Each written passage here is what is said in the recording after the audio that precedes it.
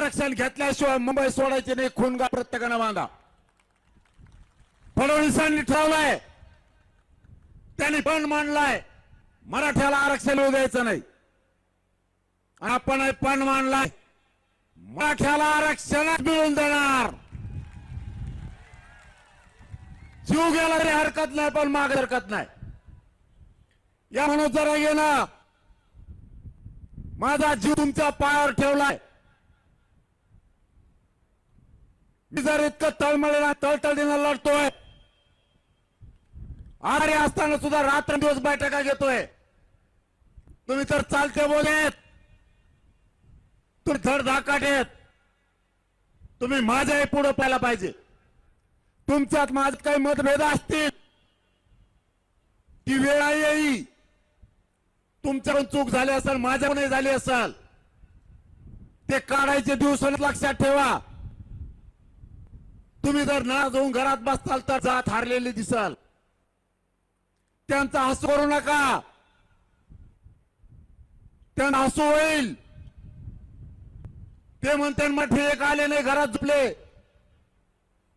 आम्हीच मराठ्याला जिंकलेलं नाही, छात्या बडीते. कुणाला बोला जागा ठेवू नका. इतक्या ताकदीने मुंबईकडे निघाल, इतक्या गाड्या लावा ना, देव तुम्हाला काय कमी करणार. तुमचं थोडं वाटोळ जाती आयुष्याचं कल्याण होईल. मिळेल तेव्हा आणि काढा.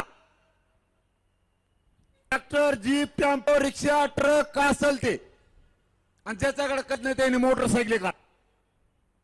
मुंबई पर वाटा लावायला 31ला आम्ही बसलो की तुम्ही घरी या. नोकरदार वर्गाला सुद्धा तेच आव्हान आहे, तुम्हाला यायचं नाही, तुझ्या गाड्या पाठवून द्या, पण घरी कोणी थांबू नका.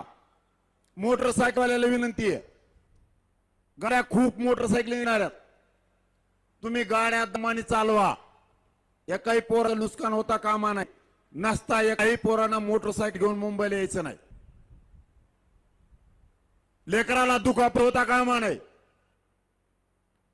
तुम्ही मोटरसायकल घेताल आणि एकमेकात रेस खेळताल. आपल्या रेस खेळायचे नाही.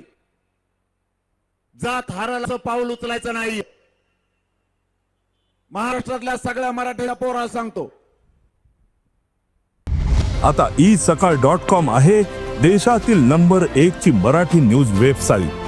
प्रत्येक अपडेटसाठी isakal.com ला नक्की भेट द्या.